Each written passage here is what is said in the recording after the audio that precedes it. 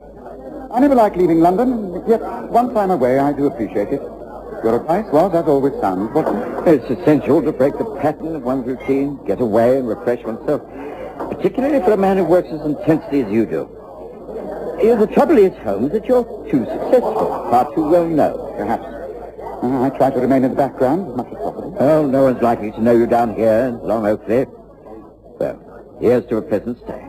Good health, Watson. I don't believe it. It can't be, gracious me. Oh, it's incredible. It's Sherlock Holmes. Don't you remember me, Holmes? Leo Berry. Remember? The Bruce Partington plan.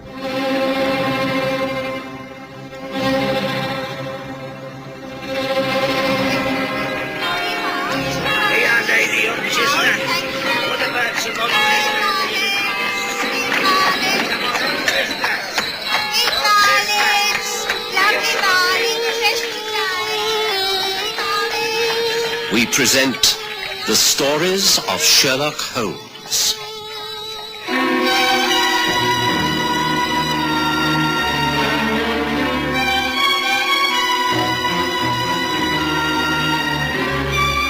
Death at Long Oakley.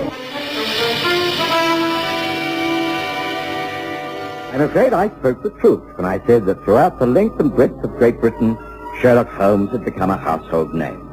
By the turn of the century, his fame had spread throughout Europe. And so I should not have been surprised when, while taking a few days off in the country, Holmes was recognized. It was in the bar of the Spotted Dog at Long Oakley in Saxonfield.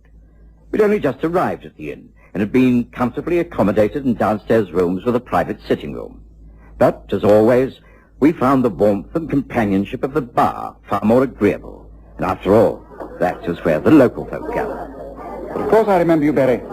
You retired soon after we'd solved that case at the ministry.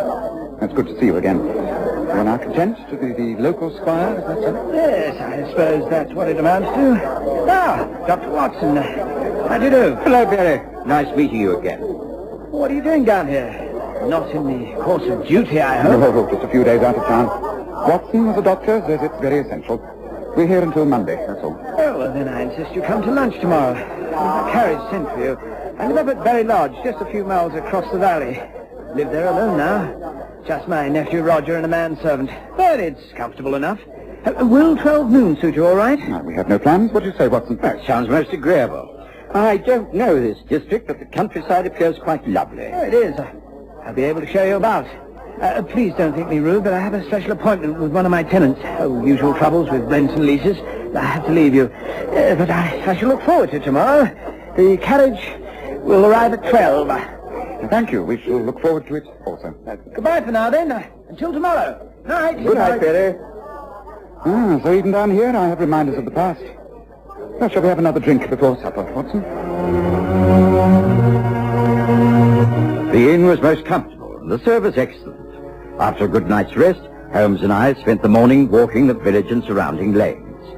We returned just before noon, and a carriage arrived for us on the stroke of 12.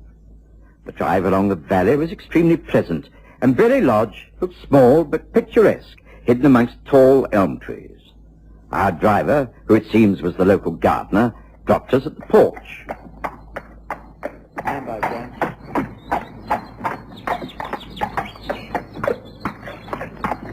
Ah, there you be, gentlemen. Thank you. By Jove, look, Watson. The very latest in motor cars. Yeah, them newfangled machines banging away over the countryside, frightening all the animals, stinking the place out with their fumes, ought not to be allowed. What make is it, Holmes? I don't think I've seen a car like that before. It's a Panhard, 1903, last year's model. Extremely smart.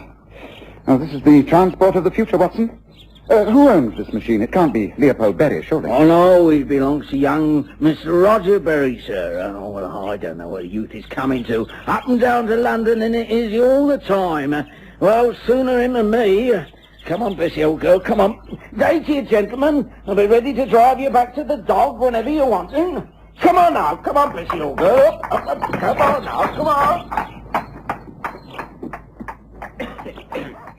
Excuse me, Mr. Sherlock Holmes, Dr. Watson. The master's expecting you. Will you kindly step this way? Thank you. The grey-haired manservant who met us at the porch showed us into the house. It was simply but tastefully furnished in a colonial style.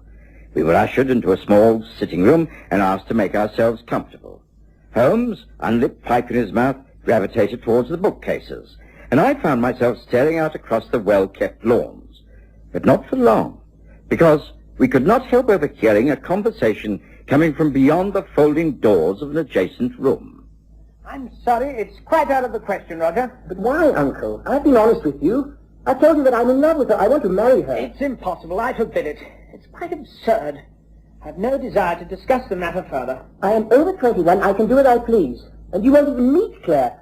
But I'm sure if you did, you wouldn't take this unreasonable attitude. Roger, she is a chorus girl. She is a dancer. She works in the theatre, but that's not a crime. I won't discuss this. Excuse me? Uncle, I'm going up to town. I shall see Claire in the show, and then I intend bringing her back here to this lodge.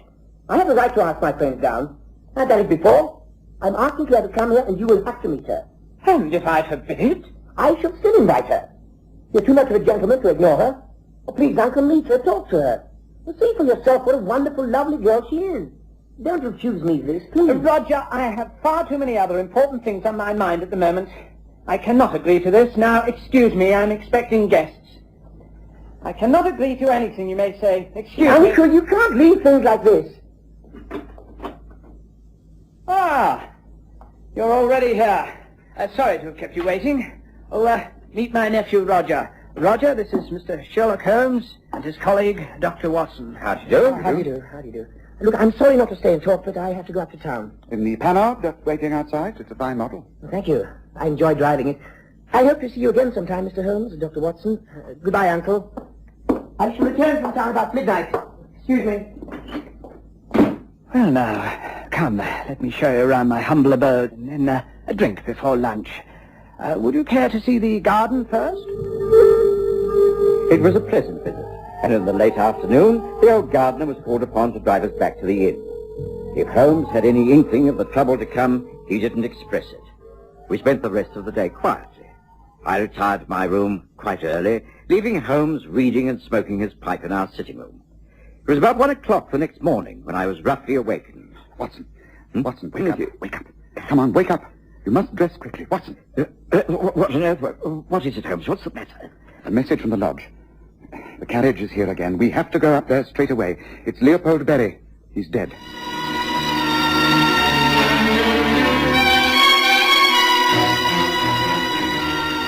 I stumbled out of bed and dressed hurriedly, trying to realize what Holmes was telling me. It seemed that Roger Berry had returned from London with his girlfriend, Claire Rochelle, to find his uncle dead on the floor of his study. He'd called the gardener, who lived in a nearby cottage, and he in turn had gone for the local police and stopped at our inn to alert Sherlock Holmes. Naturally, we made our way up to the lodge as quickly as possible. There was a country sergeant talking to a white-faced Roger, who was trying to comfort a somewhat hysterical young woman. It's all my fault. I know it. I shouldn't have come down here. He did it because of me. I know he did. Please, I know Claire, it. please. Look, he did it Control because yourself. of me. Ah, Mr. Holmes, Dr. Watson. This is Sergeant Marks. Sergeant, this is the famous Mr. Sherlock Holmes who's visiting the village. He knew my uncle. Good evening, Sergeant. Do you mind telling me just what has happened? I've only just arrived here myself, Mr. Holmes. It seems there's been a tragic death. Mr. Roger here sent for me. Gas. Do I smell gas? Yes, that's right. Well, let me explain as briefly as possible, sir. Claire and I motored back from town, getting down here about midnight. I left the car outside and we came in the front way. The light was on in the study and I thought my uncle had stayed up for us. He knew I'd invited Claire down. I asked Claire to wait in here while I went for Uncle. I don't know. I want to meet him yet, Roger. I'm scared. Oh, nonsense. He'll love you the minute he sees you. Just wait here. He's in the study. The light's on. Just across the hall. I'll get the two of you together and you can talk while I put the car away. Oh, no, stay with us. I don't want to be with him alone. Uncle? Uncle, we here? Uncle, may I come in? Uncle? What the devil? Uncle! Uncle! Oh, no. Oh, no, coffee. Uncle! Quiet! What's the matter? Stay where you are. Stay there. What is it? Claire, there seems to be trouble. Uncle, the gas. It must have been an accident or he must have gassed himself. He's just lying there. No, don't go in. Please, go out of here. Down the back way to the cottage. Call the gardener. Get help. We need a doctor, the police. Now, go, darling, please go. Claire went for help, and I went back into the room. I turned off the gas fire in the hearth and opened the French windows. You didn't touch the body? Well, I tried to drag him out, but the fumes were too strong. I thought he might still be alive, but I'm sure now that he wasn't. All is exactly as I found it. Please, Mr. Holmes, come and see for yourself. If he's gassed himself, then why? Why should he do such a thing? Why? I followed Holmes and Sergeant Marks across the hall and into the study. There was still a faint smell of gas in the room. The body of Leopold Berry lay on its right side, on a rug in front of the fireplace. The knees were drawn up, and the posture looked so comfortable that at first glance he could have been fast asleep. Holmes knelt beside the body. No one has been in here or moved the body, Sergeant? No one, except Mr. Roger when he found things exactly like this. What of the manservant who let us in at lunchtime? He goes up for weekends, he does, up to town. Then Berry was here alone this evening. That's right. Perhaps that's why he took the opportunity of doing away with himself. No one was about to stop him. He didn't kill himself, Sergeant. He was murdered. Murdered? But what makes you say that? Well, there's been a blow on the cheek here. Hasn't there? You see? That is a quite definite bruise. You think someone knocked him unconscious and then turned the gas on and left him? Well, it could be so. Could you examine him, Watson? I don't expect a detailed report. We'll have to wait for a post-mortem for that, but can you estimate the time of death? Oh, well, give me a little while, Holmes. I remember to bring my pocket aid kit along. Makes a first aid examination easier. It's just a few minutes. I'll try not to disturb the position of the body. Look, I think it's very important to the case. Now, Sergeant, tell me all you can about the deceased. I knew him professionally some years ago, but I'm not familiar with his private life. Is Roger Berry his only relative? As far as I know, yes. Rumour has it that Mr. Berry was a very rich man. Roger is his only heir, next of kin. Of course, there may be a will. The lawyers, Hackett and Brown, handled all these affairs. They'll be able to tell us about that. The estates are quite big, I believe. He must have had difficulties from time to time. Did he have any enemies amongst his tenants? Well, no, don't think so. Some folk didn't care for his high-handed manners, but, well, don't think anyone around here wished him any harm. I see. I'm not usually called into a case of sudden death until long after all the clues have been destroyed by the police. This is one of those rare occasions when the answer should be clear to me. Have you any comment, Watson? Well, I can tell you that the man died as a result of gas poisoning. That he's been dead for approximately 2 hours, certainly no longer. I estimate that he died at 11 o'clock last night. 11 o'clock? Well, the post-mortem will be more specific, but I'll wager that I'm not out more than 20 minutes either way. 11 o'clock? That's curious. That means Mr. Roger can't have anything to do with it. He was in London collecting his girlfriend about that time. Yes, I think you'd better go and take a statement to that effect, don't you, Sergeant? Just take down the times when Roger arrived at the theatre, all the people he saw, the time he left London to drive back here. I have no doubt Miss Rochelle will be able to confirm the latter part of his story. Yes, right-o, Mr. Holmes. Anything else I can do? No, not at the moment. Watson and I will come through if we want anything. Very well, Mr. Holmes. I'm certainly glad you happened to be visiting down here. It's a bit out of my depth I am, and no mistake. Now, Watson, this has all the appearances of a most unusual case. I appreciate all that you've done, but now I want you to turn your attention to that bruise on the left side of the face. But first, look at the position of the body. Could he have been asleep when the murderer struck him? It's possible, I suppose. Yes, but highly improbable. Have you a scalpel in that kit of yours? Oh, yes, of course. Why? Scrape a tissue from that bruise and then examine it under my powerful magnifying lens. Very well. I can't think why you should request this apart from the fact that... Just wait a moment. Oh, this isn't a usual bruise. This has been caused by hypostasis. That is a staining caused simply by the body leaning heavily against an object after death. It's a discoloration of the skin more than a bruise, is it not? Yes, it's a good description. Just a minute, let me get the glass on this. By Jove, Holmes, you're right. There's no extravasation of blood in the skin tissue, so there was no bruising after death. So he must have turned himself over, or the body was moved after he had died by gas poisoning. Rogers said he was about to move the body, but didn't. Now look, if the body was lying on its other side, that stain on the face could easily have been caused by hypostasis. But, Holmes, if the man wasn't knocked out first, How did anyone manage to gas him? Well, he may have been rendered unconscious by some other means, Watson. Well, it's all too puzzling for me. Yes, it's going to become rather more mystifying in my opinion, but let's try an experiment. Once again, I must ask you to use your undoubted strength, Watson. Will you please pick up the body? Pick it up? Oh, well, very well. Now, you see from the way he's lying that it's easy to carry him. Now, can you very carefully turn him over and place him back on the rug? Right. Try not to alter the position of the limbs. Carefully now, gently. There. That it? Yes, that's it. Now, you see what you've done. You place the body back so that the head falls forward and the bruise or blood stain is now hidden in the rug. In other words, this proves that the body lay in this position for some considerable time after death. Now, what does that mean? Yes, that the murderer had some reason for turning the body over, or that he was gassed in another room and carried in here later. Excellent, Watson, excellent. We shall make a detective out of you even yet. And there is one more point that backs up this theory. When Roger and Miss Rochelle arrived in this house, they didn't smell gas immediately, did they? But if this gas fire had been turned on full an hour before then, the whole of the ground floor would have been reeking with gas now, wouldn't it? Well, yes, of course. Then he was gassed in another room. Upstairs, perhaps. Perhaps. Well, let's slip upstairs and take a look, shall we? Particularly in the master bedroom. We should be able to make it without disturbing the sergeant at his job of taking statements. Come, Watson. Follow me. Yes, this is the bedroom. Light that lamp, will you, Watson? Right. Now, what I'm looking for is a small bottle. It should be near the bedside. Look, there's a large gas fire here, Holmes, but it doesn't look as though it's been used lately. Shall I try the other room? No, I don't think that would be necessary. Yes, of course it could have been taken away. What do you mean? What are you looking for, A small bottle. Perhaps a pillbox.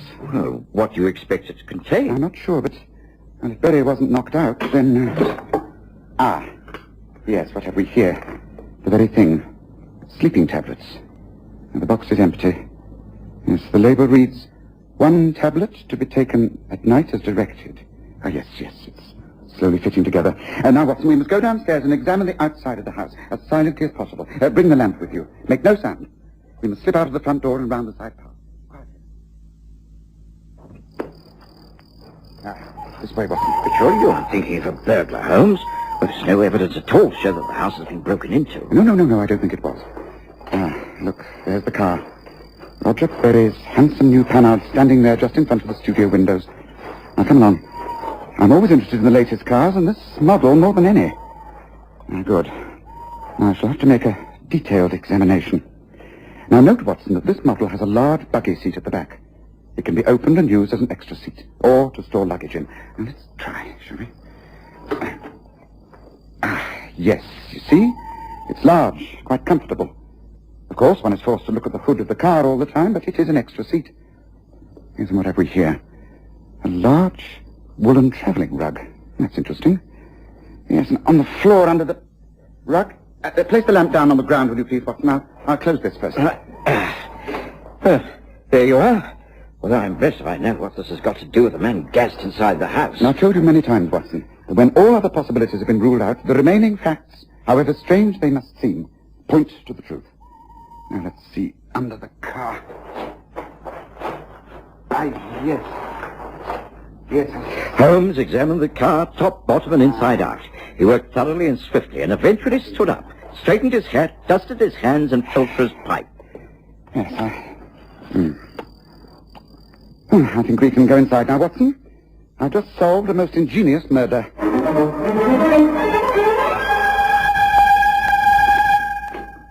I'm so sorry to have kept you waiting. Oh, you've taken detailed statements, Mr. Holmes. Do come in. Sit down. Pour yourselves a drink. I think you must need one. Thank you. How do you feel now, Miss Rochelle? A bit better, thank you, Mr. Holmes. Why do you think Roger's uncle killed himself? Was it because of me? The shame of Roger loving a chorus girl. Someone not worthy of him. Miss Rochelle, it is not you who's the unworthy person. It is the man you think you are in love with. Look here, what is this? What do you mean? You could hardly have realized that you were an unknown witness to murder this evening. You see, there was a third person in the car that drove you back here from London. What nonsense are you raving about? I'll tell you. You drove back here early last evening, didn't you? You continued your quarrel with your uncle. When he was adamant, you put into action a very careful plan. You gave your uncle a large dose of sleeping tablets and his after-dinner brandy. He soon fell into a drugged sleep. Then you carried him out and placed him in the buggy seat of your car, covered him with a rug and drove to London. You knew that the exhaust gas from a car produces the same post-mortem effects as coal gas, carbon monoxide. Before leaving this house, you turned on the gas tap in the study. Not too much, just a little bit. This is absurd. I've examined the car. You had to make a small adjustment. A rubber pipe connecting the exhaust to a hole in the bottom of the buggy seat. Tell me, Miss Rochelle, before leaving London, did Roger have trouble in starting the car? Oh, yes. He backfired a few times, and when he got out and made an adjustment under the car, of course everyone laughed as we drove off. But it went quite well after that. The exhaust tunes going up into the buggy seat, which was quite firmly closed. Leopold Berry was lying on his left side. During the journey, he died, and a bruise formed on his cheek. When you arrived here, the car was parked outside the French window. You entered. Roger discovered the body. You didn't see it, because it wasn't there.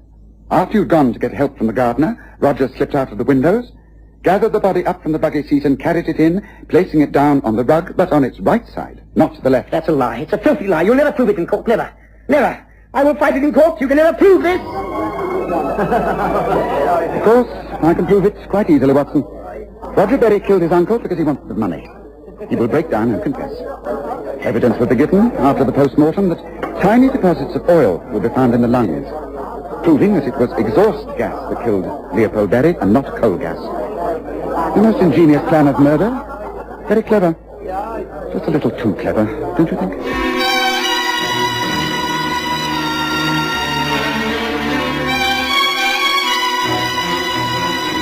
Listen again next Sunday to The Stories of Sherlock Holmes, with Graham Armitage's Holmes and Kerry Jordan as Dr. Watson.